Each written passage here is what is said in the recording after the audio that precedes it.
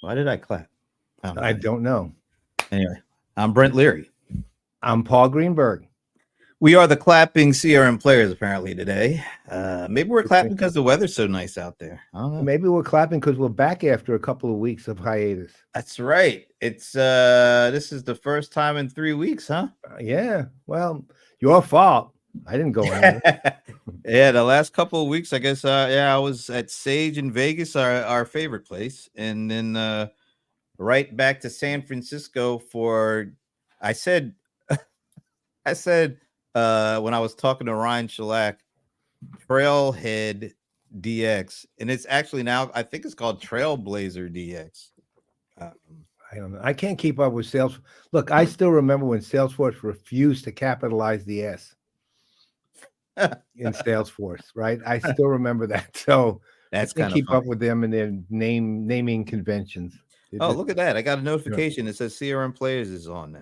That's Oh, good well, to know. maybe we should hang up and watch. Yeah. Oh, no, let's do a watch party. Well, maybe we'll do one next week. No, For, let's do one now that'd be hard to for do. us. That'd be weird to do. But you know what? We have been bringing the as. I want to make sure I emphasize the Z in that. Since 2009, 15 years and counting. I know. And of course, as we've mentioned before, that will lead us to at some point in early November, we trust, more details coming, IRL 2024, the celebration of 15 years of CRM Playaz and the evolution of Playaz Productions Network. CRM Evolution. Yeah. That's right. CRM Playaz Evolution. Well, you know what? It doesn't have a ring to it right now. Is our moment is Finn. What's going on here? Well, we've gone 3 weeks. You probably thought we abandoned him. We're back, Finn. We need you, man. Yeah, it's kind of hard to do the show without that moment where we guess whatever language you throw at us. Maybe next week. But we are back, and we have a great show today. We will tell you about our guests a little later. But it was a pretty good, I don't know what we call that thing, but it's a happy hour. Yeah. The most incredibly, no, I'm sorry, the infinitely expanding effort, extraordinary hour. Eric was, by the way, Eric Charles was on the that thing yesterday. I love the auto subtitles show CRM to be serum. Serum. The serum. Yikes. Wow. I don't think I like that. That doesn't sound that great to me. Maybe we need to pronounce CRM more. This is no, it was just a show on medical pharmaceutical things. We found the serum. Yeah, I don't know. Sounds different, but anyway, yeah. Eric was in there. We had a good conversation. Part of the conversation was about something that happened on another PPN show earlier this week. That would be Whispered Insights. Yeah. Although nobody ever whispers on that show. There's nothing, especially when you have Esteban joined by the one and only Liz Miller. I almost said Liz Lemon. I have such a hard time making sure I don't say Liz Lemon. I just want to say Liz Lemon for whatever reason.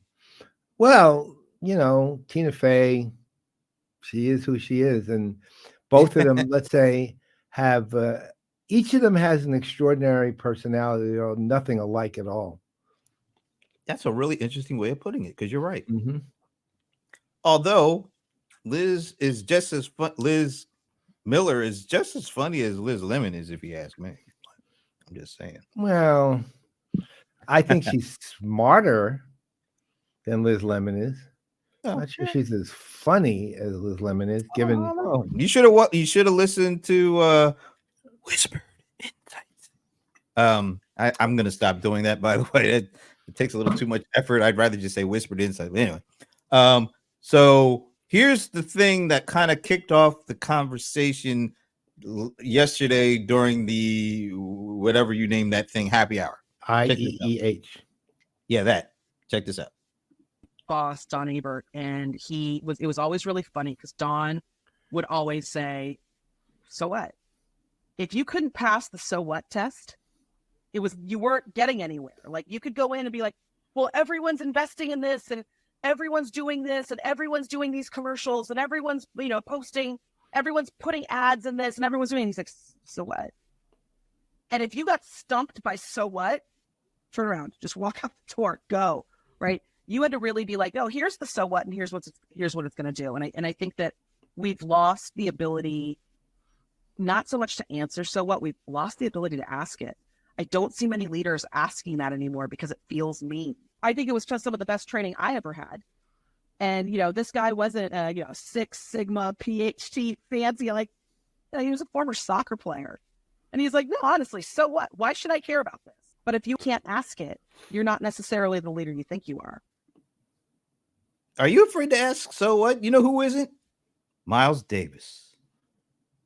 Whoa. Come on. I mean, well, I don't know what you want me to say, but I know where you're going. As soon as I heard her say that, all of a sudden I started hearing the background. Yeah. Yeah, I mean that's the only possible thing you could do is the music in the background, and if you definitely don't want to hear me sing anything. But the first half of the happy hour was spent discussing can you actually be a leader if you are afraid to ask the question, so what? Well, the answer is kind of obvious on that, really, because if you're afraid to do anything in particular that gets something that you need done, or get somebody to accomplish something, then of course you can't be a leader. I mean, if you're afraid of that. But that said, the so what thing is fantastic, and there's ways of doing it. I mean, there's always ways of doing it. Look, my mantra to all my mentees has always been one thing: you can say anything you want to say, but be prepared to defend everything you do say, right? And if you're not, how you put them on that defensive footing, just say after they've laid out all the stuff, so what? But it's true. I mean, it's true. You have to be able to prove your point and prove it to somebody who's going to not necessarily agree with it immediately. And if the leader can't evoke that, I mean, then it's not a leader. And if you can't answer it, then as Liz said, turn around and walk right out the door, because you shouldn't even be bringing it up. That's another song, right? One of these days you'll turn around. No. See what I mean? You don't want me singing. Yeah, I think I see what you mean now. Yes. But anyway, no, it was interesting. We spent at least 30 minutes on that yesterday. And the other 30 minutes.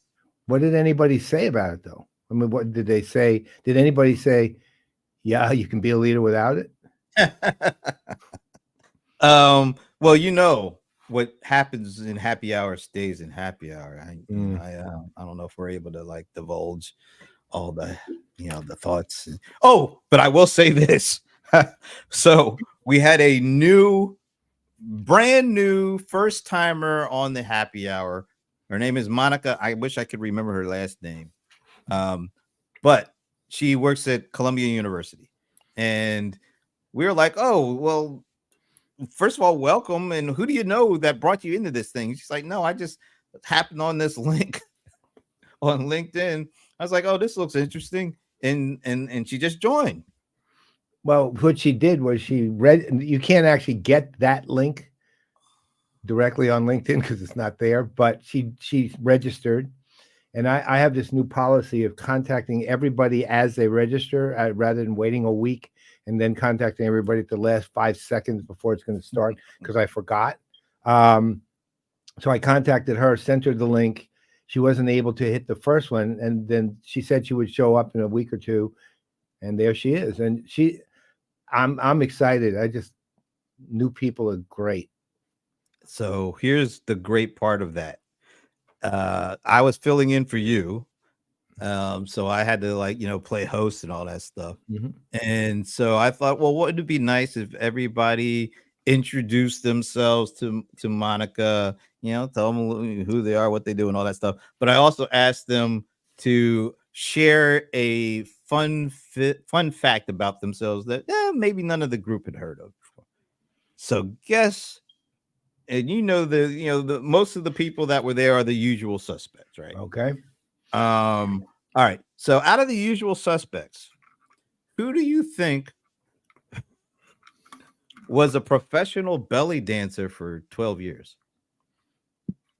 Well, there's Please only don't say Pete Smith. I'll say it wasn't Pete Smith. a for 12 years. I think it was 12 years. I think so. Well, you just said it's going to be a she, and you just I tried to confirmed hide that. it. Well, I don't know too many male belly dancers actually. Thank the Lord, actually. Well, if But it's one of the, it's only two usual regular who are there all the time. I gave Um, that away. Shoot. Yeah, you kind of did. Yeah. I won't say who it is just because it's not fair if she doesn't want to know, but I'll say the initials I'm guessing would be KT. And we're not talking Katie Lang, although I Right. think that's KD. But anyway, I could see her having a real. She's got a wild side, definitely. She really does. She's awesome. so we talked about the so what, then we talked about how everybody's enjoying the event season, and there was some rather that was a really interesting conversation. Maybe a little too much to go into right now, but needless to say, good happy hour. We stuck it out there with you being absent, and we made it okay. Even Steve Make it Gilmore, the venerable Steve Gilmore, chimed in. It's Basically, usually better without me. So nah, that's not true. Yeah, it is. I'm terrible with those things. Nah, not true. But anyway, so that was the happy hour. We will be doing that next Wednesday too, I think. Yeah. Yeah. Wednesday, 3:30 p.m. Eastern time. If you're interested, go on to LinkedIn, go to my profile, watch for the announcement, or go look at the past announcements, the same registration link for 2024, though, only. Link there. If you're new, register, and then I will send you a recurring link that'll be good through December 18th of this year. You don't have to register ever again. You just have to register once to get that recurring link, and it's always good till December 18th. So no again, expiration date? LinkedIn profile.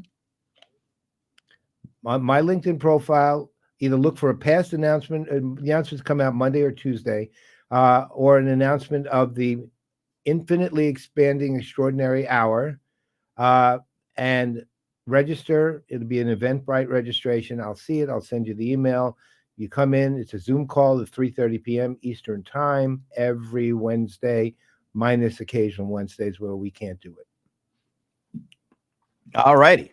So before we move on, we got some house cleaning. There's a lot of stuff going on the network. You mean housekeeping, right? I always do that. I don't know House why. cleaning. You're all Why fired. do I never get that right? It's between the Liz Lemon thing and the house cleaning thing. I don't know what so it what is. are you firing me? No. Oh. Why would I? Well, anyway. you said house cleaning. The only thing you could do, literally, if you're saying the word, you could fire me. If I'm saying the word, I could fire you. But other than that, there's literally nothing else to do. All right. Well, there is something else to do because tomorrow, look at that. Up from the Rabbit Hole is back. Yeah, but you know what? There's one thing that's not different, but different. What's not different is Monique is back with us. What is different is she's back as a co-host of the show. So That's gonna be welcome, good. Monique Johnson. Tomorrow, what time is it going to be? 2 p.m. 2 2 p.m. p.m. Friday Eastern, that is. And I don't know. It's not like I'm really yelling at you. I don't know. It's just a bad picture. I don't know. It's all right. It always looks like I'm being mean to you with that picture, but I'm really not. And I'm you kind of going. look like you're a little back on your heels a little I'm bit. Like, going. why is he yelling What? at me? It's like Yeah, what? I know. Yeah, What? that's just not right. But anyway, And Monique's laughing and saying, "Isn't that funny?" no, that's because she's got the whole other half to herself. I know. We're all bunched together. Anyway, no, it's going to be fun because we're going to be talking a little bit tomorrow about it. We just mentioned this conference season. There's, it seems to be more conferences than ever. We are fully back from the pandemic stuff. Conferences to the left of me, conferences to the right, and there's a lot of opportunities. Everybody's trying to do content, everybody's trying to do things in the midst of those events, and so we thought we'd take some time to share some of the things that we use, some of the devices, some of the services, but also some of the tips. It's not always about the technology in order to get some really good stuff when you're on the go at a conference. Sometimes there's some little things to think about that are easily overlooked until you actually start doing this stuff. The title of the episode is "The Bearable Lightness of Being." What? There used to be a movie called "The Unbearable Lightness of Being," a very famous movie, and this is the bearable lightness of being. Okay, well, what he said. Just join us tomorrow at 2:00. If you want to find out, a matter of fact, I'll give you a little sneak peek. This is probably the device that has really stepped in to my bag, and I can't go anywhere without it anymore. It is the DJI Osmo Pocket 3. Little camera. It's so small, but it puts out some great images. It's got a gimbal. It's got a little monitor so you can see everything. I'll go into it a little bit more tomorrow, but this is the thing that I bought over the last couple of months that has really changed the game when it comes to me going on the road and doing all sorts of stuff. So I have learn more about that. I have a surprise I'll be talking about. Ooh. So that means you got to come back tomorrow 2 p.m. to hear what the surprise is. All right, but here's a surprise.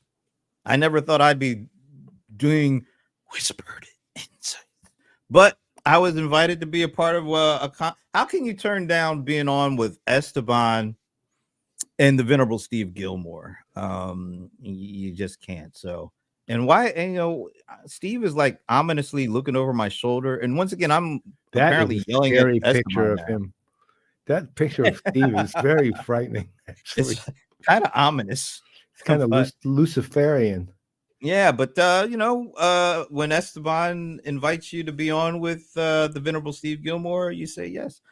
I don't know exactly what we're going to be talking about, but I know it's going to be fun because I'm going to see how little I can talk. Good luck on that one. Yeah, because Steve is always you see how talkative he is. So yeah, it'll be interesting. It'll be fun. I can't wait. It's going to be fun. Esteban is Esteban, Steve Gilmore, and I'll just be there kind of, in the middle of them, I guess, looking over my shoulder and yelling at Esteban, apparently. So one last thing. Ooh, I can't wait for this one. Yeah. We did one of these, we called it the Great Debate last year, and it went over so well. And I think we had Esteban was on there, and Cheryl. John was on there. Lori McCabe was on there, and Brian Summer was on there. Remember? And Dave Smith. Was Dave Smith on that one? Yeah. We had that many people. Wow. Okay. I think we had 5. It was a great show, and so we were like, "Hey, we should do that again." And so the idea is we're gonna throw out 3 topics. We're gonna time them at 10 minutes each. And we're just gonna let the conversation goes where it goes for each of those 10 minutes on that topic. And who better to be a part of this than the Brohammer? You see him in the bottom left there with that Clint Eastwood glint. You have Esteban Kolsky, who unfortunately his head is kind of covered up by our logo, but you guys know who he is. And we have Bob Stutz. Hopefully, that's why I have the question mark there. we're hoping to have Bob. Waiting to hear from him. Waiting to hear from him. So that's why it's like Bob Stutz. Hopefully, we'll put an exclamation point there soon. And last but certainly not least, Cheryl Kingstone, who we don't have on as much as we should, but she is great. She's got great opinions, and she's not afraid to say so what either. This is 4 people who, let's just say, are willing to speak their mind. That's the best way to put it. And you'll just have to watch it and see. That's kind of like an understatement, but yeah. All right. All right. So that's a lot going on next week. But before we get to next week, you know what we have to get to before we get to next week, right? Yeah. And now it's time for Stump the Godfather with the venerable Paul Greenberg. Brought to you by Microsoft Dynamics 365 Copilot. Just wanted to play it out because I hadn't heard Benny in like 3 weeks. So I just feel good now hearing Benny, and getting ready to do Stump the Godfather. By the way, there is a thought after that conversation with Esteban and Liz that if you get stumped by so what, then you shouldn't be able to, So I said, wow, we can have a new show called Stump the So What, but it doesn't have the same ring as Stump the Godfather. We can have a show just called So What. It doesn't have to be. We might get what. We might get sued by who the would possibly sue us for the words. Well, we might get sued by the Miles Davis estate. I don't think so. I don't think anyone has ownership of the phrase. It's kind of like an ordinary English phrase. It's like somebody saying, the restroom's down the hall. I'm sorry, I'm suing you for use of the term. Right. Well, we won't even tempt fate on that one because we already have Stump the Godfather, brought to you by Microsoft Dynamics 365 Copilot. Wow, that wasn't a very nice noise to make. Well, you know what I think. Yeah, I know. But anyway, now on to this week's Stump the Godfather question. If I can only get my mouse to actually, I really hate having all these Mac devices. And for some reason, I'm on my laptop and I'm using the trackpad and it's moving my studio display, which is hooked up to my Mac Mini. I hate that. I hate that. I hate that. I think that's a setting in on the Mac. It's a setting that is the default that I did not want defaulted to. But anyway, I digress. Moving on to Stump the Godfather question of the week.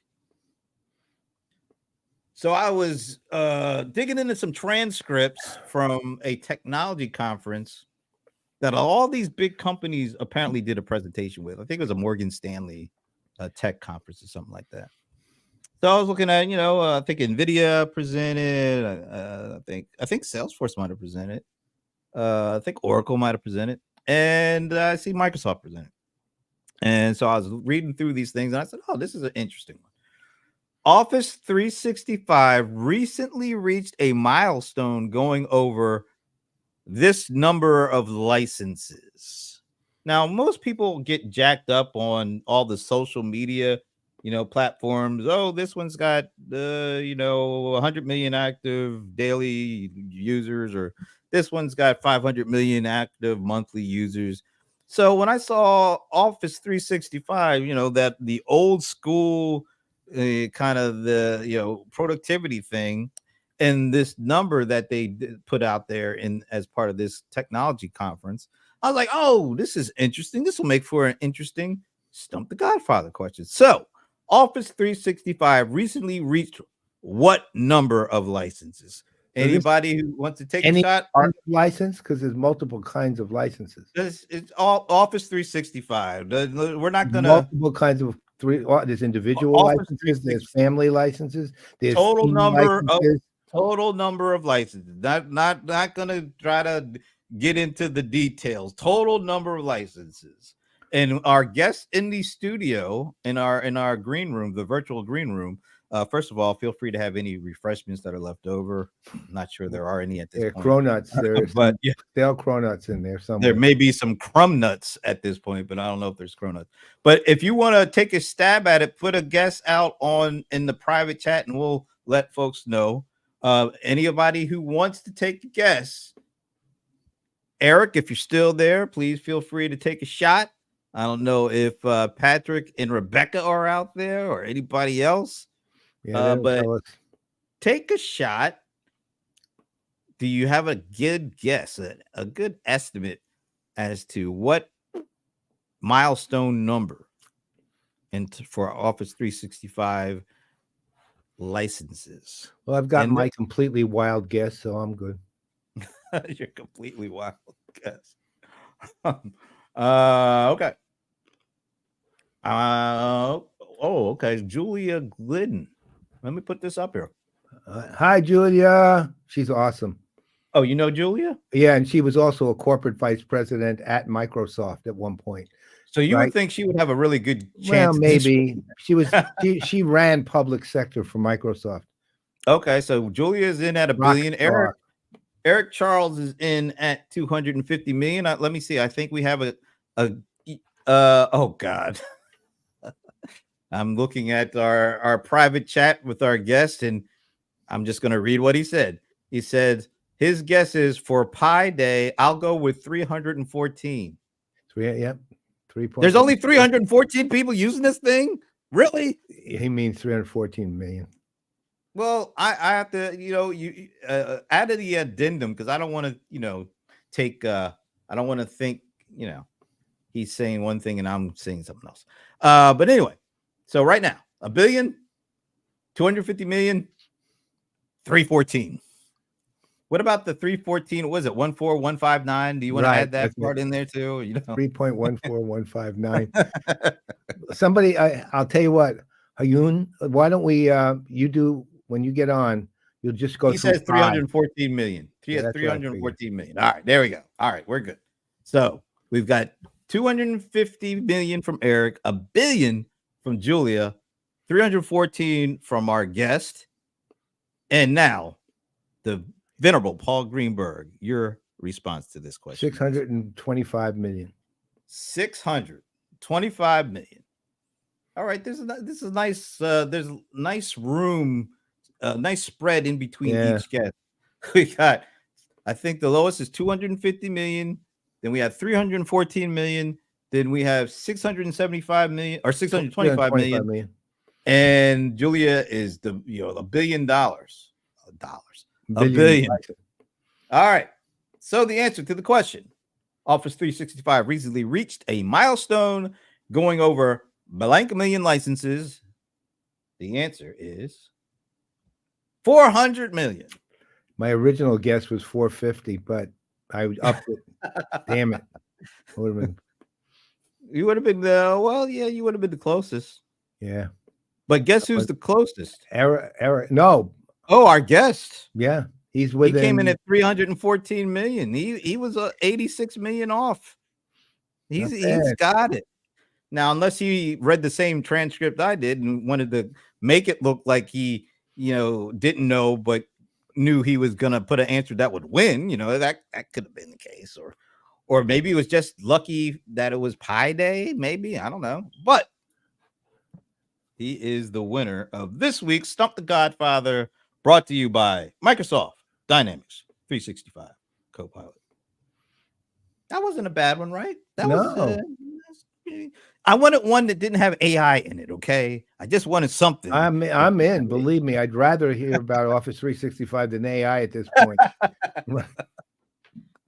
Do you use Office 365? Oh yeah, I do. Okay. I have for decade plus. I've used it since it wasn't Office 365. Right, I used it when you would download it and install it from disks, things like that. Oh my God. I mean, I remember back in the day doing that. But yeah, that's how long I've used that suite.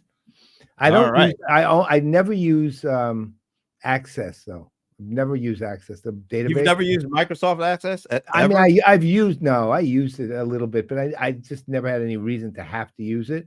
I used Word, I used PowerPoint the most between the two, Word and PowerPoint, and then Excel, fair amount, and that's it, really. Yep. I used to use Outlook, but I use Gmail now, so I don't use Outlook anymore. Okay.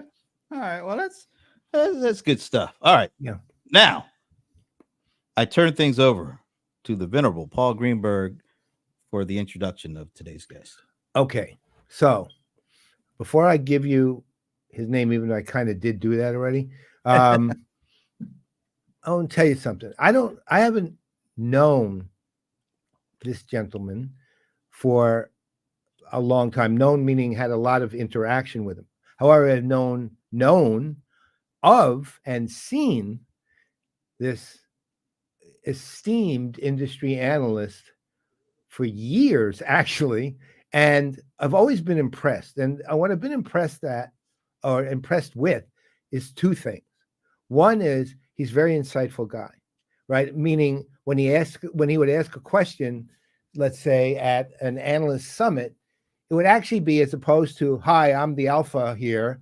It would, opposed to that, it would be an intelligent question that was designed to get to the bottom of something, or designed to open up an area of discussion, something along those lines. And I was impressed that way. The other thing I've always been very impressed with, and this might surprise everybody, is his sense of humor. He's really funny, right? Yeah. I mean, he where I've seen that, I see that sometimes at the analyst summits, but if you actually follow a lot of his posts on LinkedIn, including, by the way, his LinkedIn biography, he's really got this ironic, which tells you he's aware of his surroundings and the world around him quite a bit. He's got this really ironic kind of edgy, sarcastic sense of humor. I'll give you an example. When I was looking over his LinkedIn bio a couple of days ago, I saw that in his experience, he has from January 23 to February 23, official candidate Speaker of the House. Right. And then he goes through, he said his official campaign, so just to give you an idea, I won't read you the whole thing, but to give you an idea, he said, my official campaign slogan for this speaker vote, "It's me. Hi, I'm the speaker. It's me." That was it. And so that sense of humor is apparent in everything he does and says all the time, even if he's not always being funny. He's always got that kind of sharp, insightful edge. And he aptly named his company, because he's an industry analyst who founded a company called Amalgem Insights. And his insights are sharp. So why don't we bring on this lovely guy? His name is Hyoun Park. And you missed one of the key things about him too, is he has great taste in music, because he's a Prince fan as well. All right, so I'm just here for the compliments, really. That's all I came here for. Just word on. that's why people come on. That's why people come on the show, man. It's like the only reason that I can think that anybody would come on this show is to have their introduction by the venerable Paul Greenberg. I figured him out. And I'm shocked. I didn't even know I could win Stump the Godfather. Like, I didn't know I was a contestant until it's until Price afterwards. is Right. We do that's Price is Right rules. That's the way we work. Look. Why don't we call it $1? We can we call it? What do you have a nickname that you're called frequently? Gosh, not yet. Nothing stuck. I'm just trying to figure out if we can do a new segment called Stump and your nickname, and to get me out of this one. Nah, it's too late. I'm just working You're in, on buddy. it. I'm working on it. That seat is irreplaceable. Irreplaceable. That's literally the most insulting thing anyone's ever said to me. Right? It can't be irreplaceable. I need out. I got to get out. So look, what I said wasn't like me trying to just be nice. I mean, that's actually, all of it was true, right? That's what always impressed me, is the level of your look. Obviously, we've been at the same analyst summits and conferences for years, really, and never really had a lot of opportunity to speak. But well, you know how it is. You always have an opportunity, but you're always off being pulled 400 directions. So Yeah, it doesn't really they're work. always busy. Always, Yeah. yeah. So, but same time, when you would stand, you know, I think I could probably speak for Brent here. Both of us don't ask a whole lot of questions. We do once in a while at these events, just because most of the time it's somebody trying to prove You how know what my they question are. is? But My question is usually, are those slides going to be available to us? that's right, exactly. Yeah. That's when I'll finally do something with this, right? But because a lot of people just trying to prove how important they are. But your questions were always like interesting and insightful questions, meaning there was a purpose. It, as I said, it either dug into or opened up something else that you were trying to get at, and they were always valuable, and it was noticeable the difference between your questions. So, I mean, go into a little bit of your history. I'd love to hear where you came from, and why you ended up an industry analyst. And I know you cover CIO, CFO, and C-suite kind of stuff. Like, how that worked and why you went there.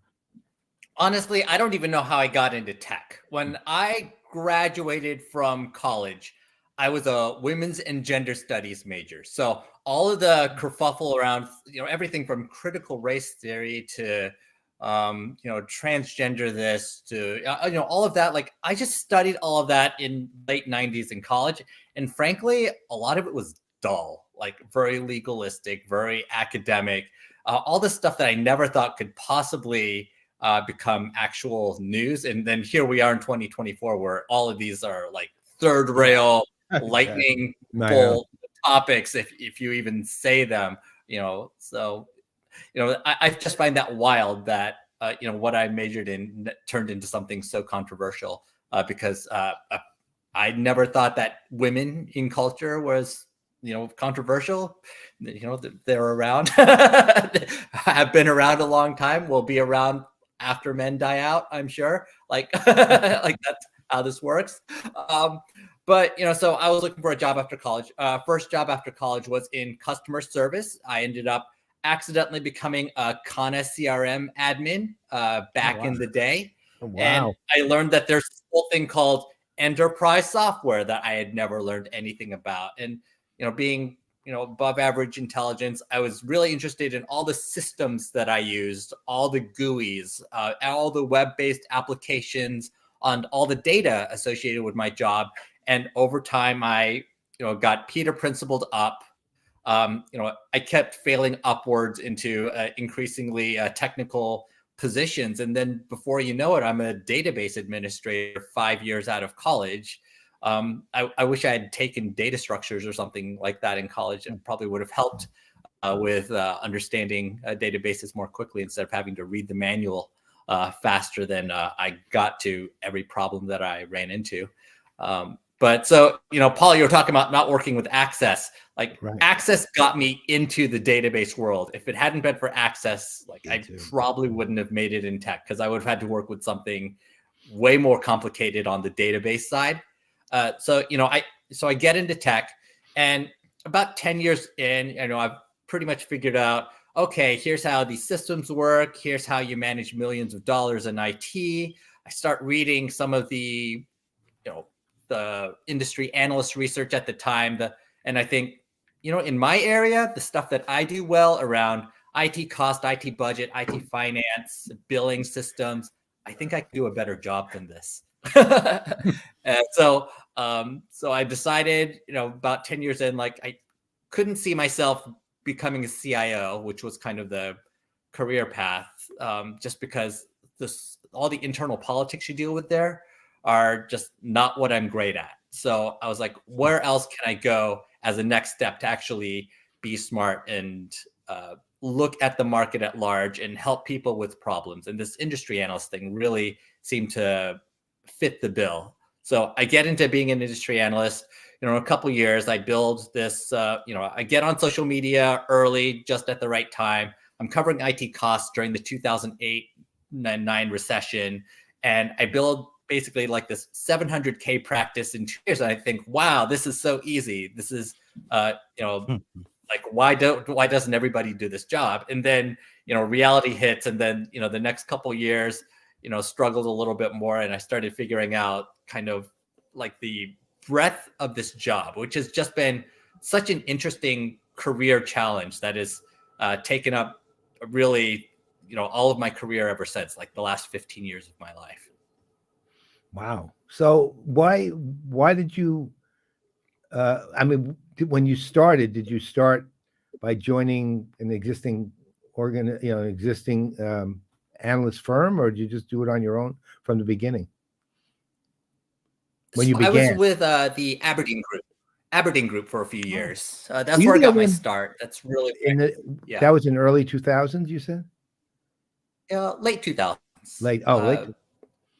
Yes. After they had been bought by Hart Hanks, and they were Yeah. a subsidiary of a public company, which actually helped me because at that point I had done IT at large organizations for a few years. So going into another analyst firm that was part of a large company actually felt more natural, because like I knew what we had to do every quarter.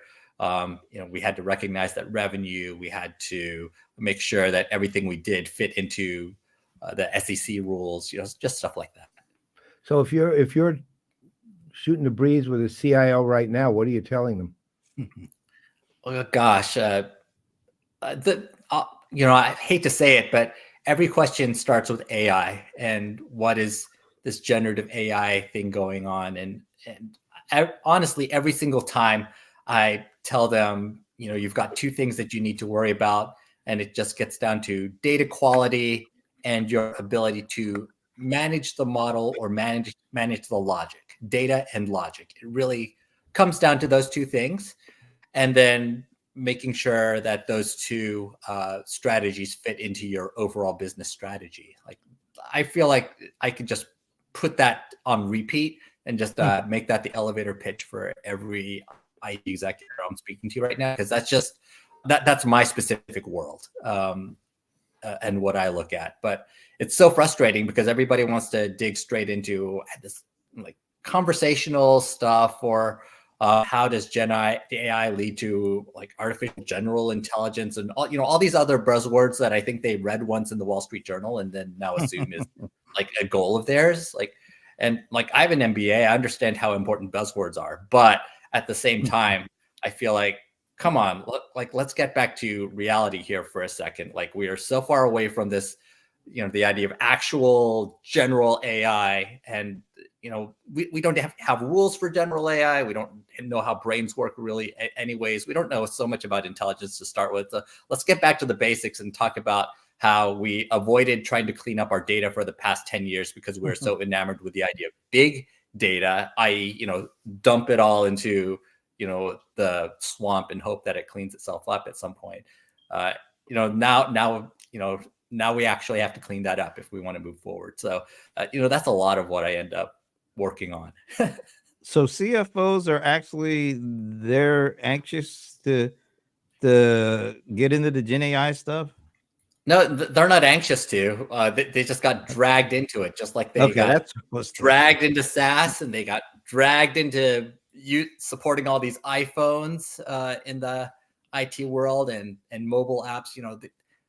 They don't want to change anything. The CFO would be happy to work on the same mainframe they worked on 30 years ago and have, stick to every single, foundational platform app they have and never invest in anything ever again. But, they always get pulled in kicking and screaming into all this.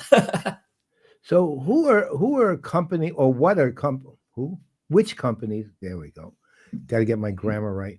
Which companies do you think are doing it right at the moment? Like, really, when you're looking at their paradigmatic kind of examples of the way you really should go about this, given whatever specific, customer stuff you have to do. But name a company or two that you think are really doing this right?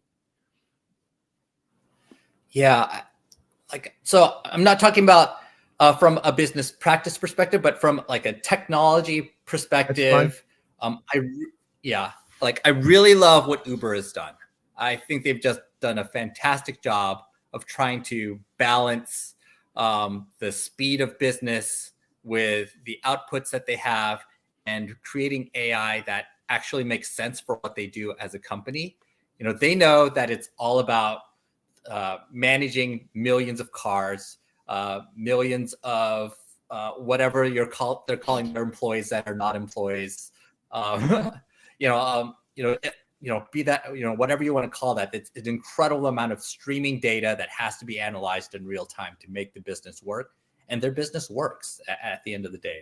I think it's a fantastic example of where they are not getting caught up with necessarily the hype around what is the latest and greatest and newest. They are focusing on the capabilities that really matter from a data process and output perspective. So I think about them a lot. I think a lot about like the contact center space, and where they're honestly struggling a lot to figure out how AI fits in. And I think part of it is because it's very tempting to think that generative AI works for speaking directly to end users and getting rid of tons of agents, but like that's not the reality. Like Gen AI just isn't smart enough to really go there, other than for very superficial things right now. So and it catches up pretty quickly. So I think there's a lot of experimentation going on right there that is going to have to be figured out. Verint is a company. They're in that contact center. What do they call them? They call themselves something open OCAS or UCAS or no CCAS. CCAS or CCAS. contact center as a service. Yeah.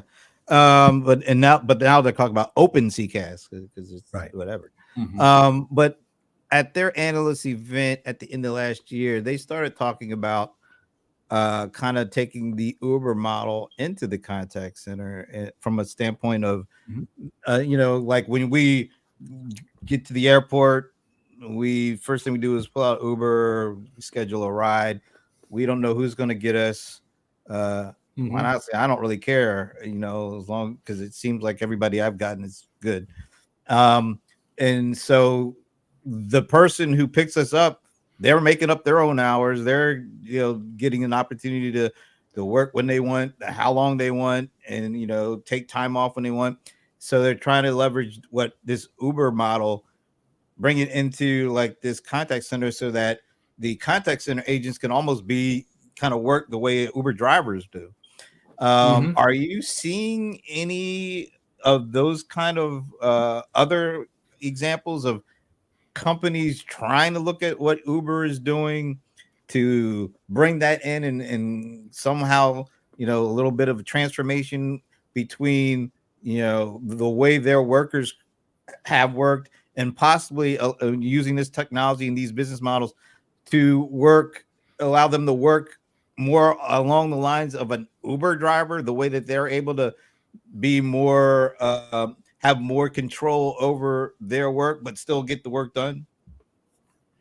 I think the funky thing that's happening is really around real-time data. Like people use the term real-time data in a bunch of different ways, and I think it leads to a lot of mistakes in investments. Like something like a Verint or other contact center vendors. Honestly, the data that they're dealing with tends to be around cases and customer interactions that happened on a historical basis. They are not what happened 10 seconds ago, or necessarily deal with what the customer has been doing in the last 2 minutes that needs to be immediately processed. Sometimes it is, but a lot of times it isn't.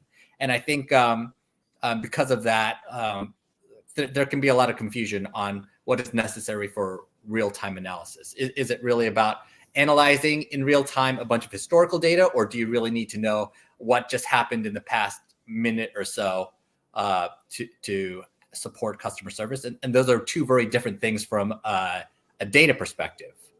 So I think that's a real challenge that is going on right now. And I feel like when I'm looking at the contact center space, or really the field service or other service areas, that the investments that companies are making sometimes don't fit the actual use cases that most of their customers are coming in with. And I feel that confusion is happening a lot right now between the big data stuff and the AI stuff. Interestingly enough, on the model you were describing, I was talking to somebody the other day who works for FEMA, and Mm-hmm. pretty much he's older, and um, he told me about this a network that FEMA has. That's actual, people employed by FEMA, but they're mostly retirees, and they're decentralized across the entire country, so that they're regionally located in multiple regions. And of course, with FEMA, obviously, real-time data is super important because it's emergency management and first response. So, and yet also historical data, like, okay, there's a levee over here and it's been there for 10 years. Things like that are also equally as important. This network of people, they work from home. There's an office, but you go in maybe once a week. Typically, you have a Zoom call on a Friday of your immediate co-workers, quote unquote, for the area, and your job is to monitor all this data over the country, right? But it's pretty much you're setting your own time and hour. You got to get certain things done, and it's retirees, and it's decent. I mean, it's pretty much that model adapted for a very different use case, one that I was completely unaware of, actually. But I found it really fascinating to think of how, I mean, I hate to give too much credit to the government ever, but how smart that model actually is. I mean, it's incredibly smart because this is a lot of retired, executives and others. They're not all retired, but most of them were. So it kind of goes to your point too. The one thing there is what the actual labor cost is not very much. It's, so it's fascinating to see these things being put into action in places you would never expect. Wow, I'm surprised it actually works that well. And I kind of feel the same about government. I spent some time in my 20s and 30s as a treasurer for a city councilor, so in Boston. And what I tended to find felt like the people I worked with were very smart and wanted to do the right thing, but they usually had bad systems and they had to go through 6 layers of paperwork to get anything done. Yep. So it was very frustrating for them because they actually knew their jobs extremely well. Like skill wise, the people working in government, I feel, are as good as their jobs or better than people in the private sector. It's they make trade-offs based on how much they want to make versus the job security you get in the government, things like that. But then and there's a level of and the political aspects of that, there's a level of idealism too that works. Yeah, every 4 years, your job is going to change a lot, no matter what. Yeah. Hey, I want to go on a little bit of a different tangent because I know you go to a lot of events, and that's traditionally that's when we see it's like, oh, okay, is that conference is that time of year again? Okay, hey, there he is. Yes, the gathering. The gathering. So we're about to end the first quarter of 2024, and I think I've been to more conferences this year in the first quarter of a year than even pre-pandemic, and it just got me to thinking that it feels like these conferences are not getting better. I mean, it feels like they're almost like, oh, great, we're able to go back to what we were doing in 2019 as opposed to, wow, all the things we learned in the COVID years, now we can do this. Give me your impression so far of the event season for you so far. Has it met expectations? Are there things that you like? Are there things that you wish they do differently? I mean, I'm just really curious about this. Brent, I think you nailed it. I love meeting people face to face, and the events are really good for doing that. And everybody's missed it, so everybody loves talking to each other. That part works out really well. But in the COVID, breakdown, shutdown, we all learned that you can also stream events and stream remote Q&A, do things like that in ways that are useful. Remote is not great for networking, but it is really good for sharing information in real time. And I feel like a lot of that got lost. And then I also feel like a lot of institutional knowledge got lost at each organization on how to do events. Like when you look at the events team at each software company, compare them to 5 years ago, usually it's a very different team. And it's not the new team's fault, but they have lost a lot of information about how these events used to be run and like what people were looking for, and are still kind of, I feel like, getting their sea legs on how to do that right. Hopefully that's just a matter of experience. In the next couple of years, that will kind of shake out. But I do feel like that has been kind of an issue as well, that there was a lot of turnover in that space, in those specific roles. Yeah, I mean, I think, to your point,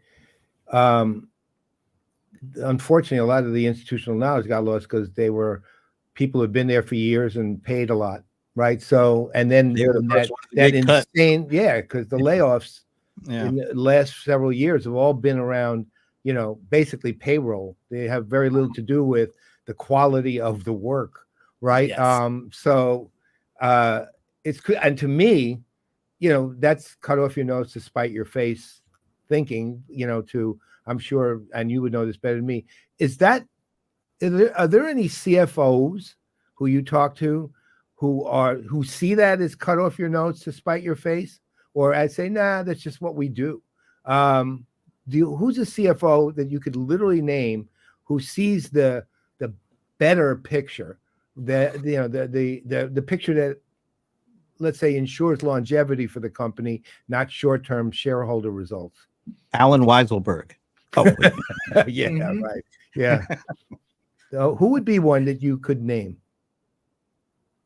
Right. Like, other than Apple, who else is taking a long-term view right now? Almost everybody else sees that if you lay off people, investors will reward you for it. And even the likes of Salesforce, who has traditionally been a very, I would say, civically forward company, has had to deal with that with activist investors and the like.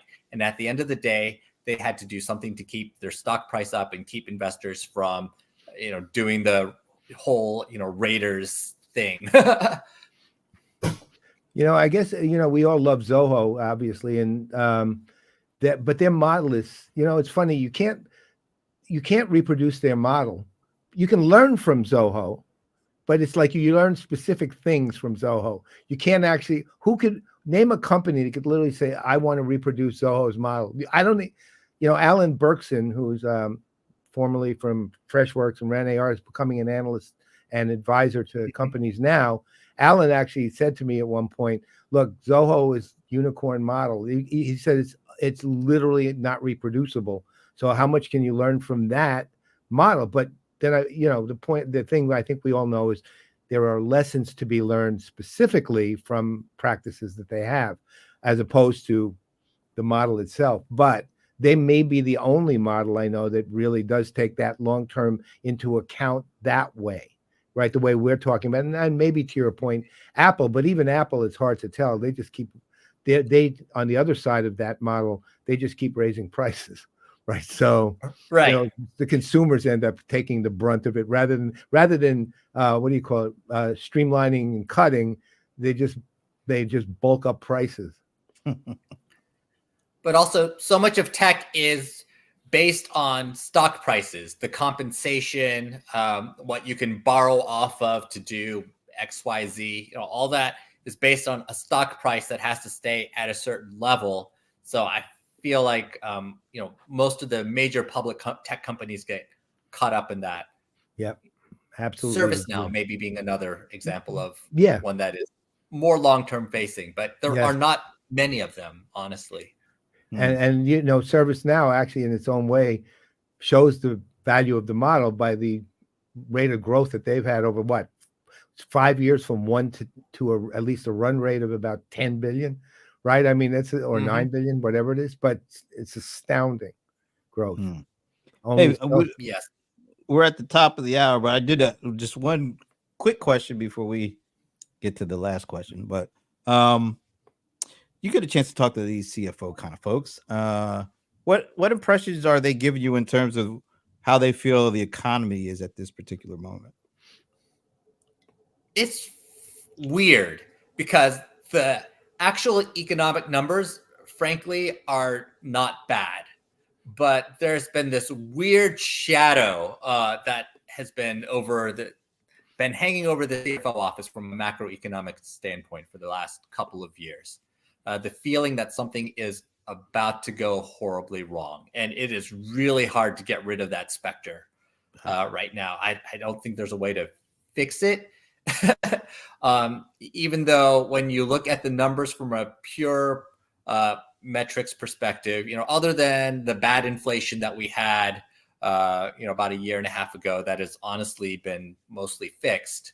We are where we are. The one big thing is the ridiculous U.S. debt we have, which is a whole nother hour, whole nother show. Yep. But be that as it may, it's not an issue that is about to go away, and it is something that is relatively predictable in terms of the global economy. So, yeah, I feel like people are preparing for a storm and have been preparing for the past 2 years. The storm never comes, but the caution remains.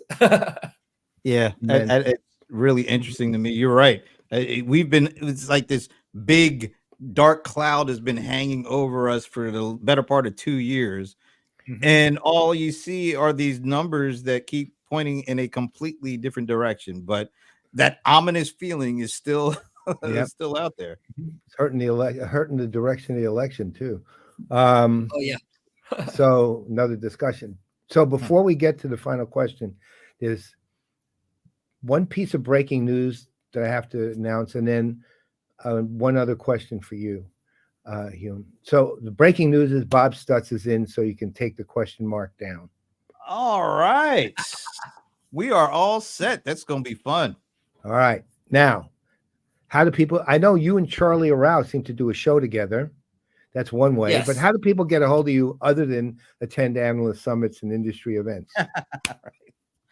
So usually just emailing me at Hyoun@amalgeminsights.com or talking to my director of client services, Lisa. I'm still on X, formerly Twitter for now, LinkedIn, Threads, YouTube, all of those social media things.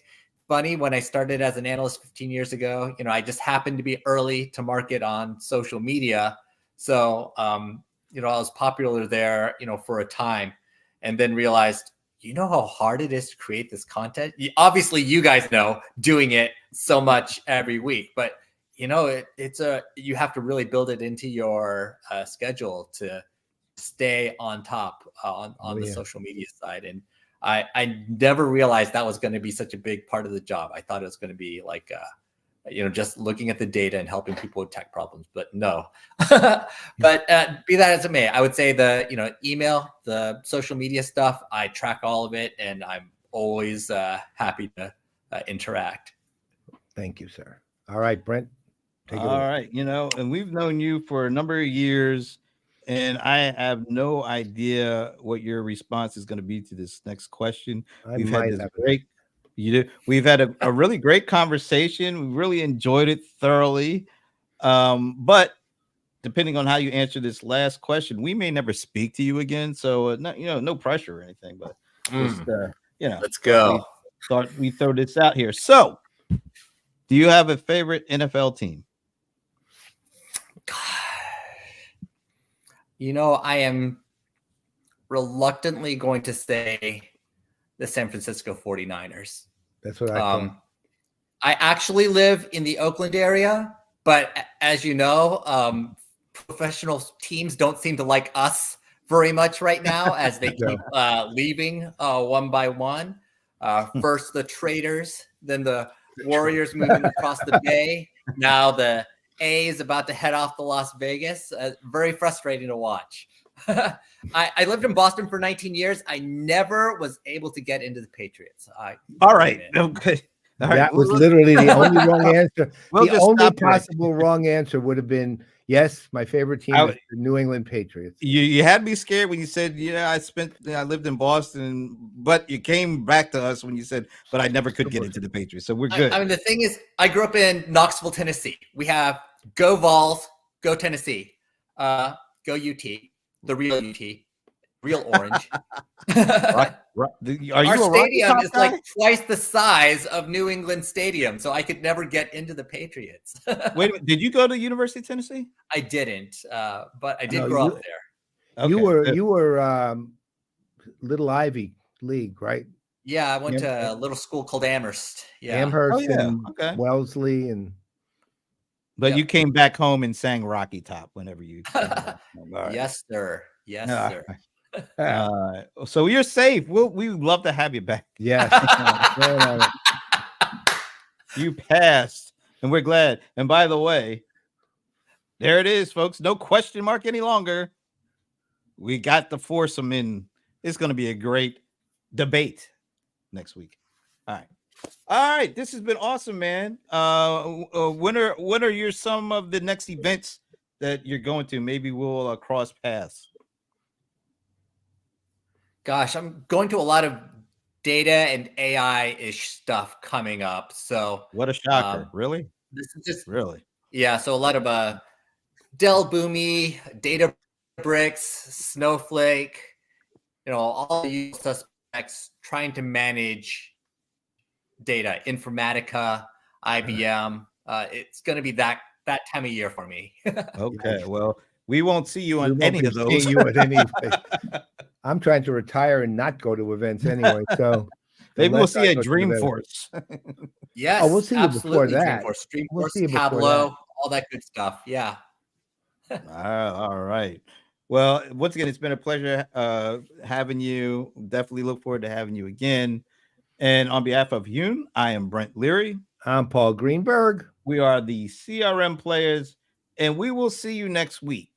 However, you need to show. Oh, how could I do that? Because Yeah. I literally saw Anne.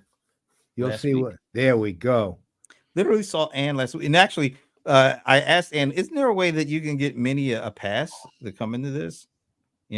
She's like, well, we tried to get her get a badge as a what do they call those help dogs? Yeah, a service dog. Service dog, but they weren't going for it. So. No, Minnie does not. Minnie's the one who needs a service dog. Anyway, we will see you next week.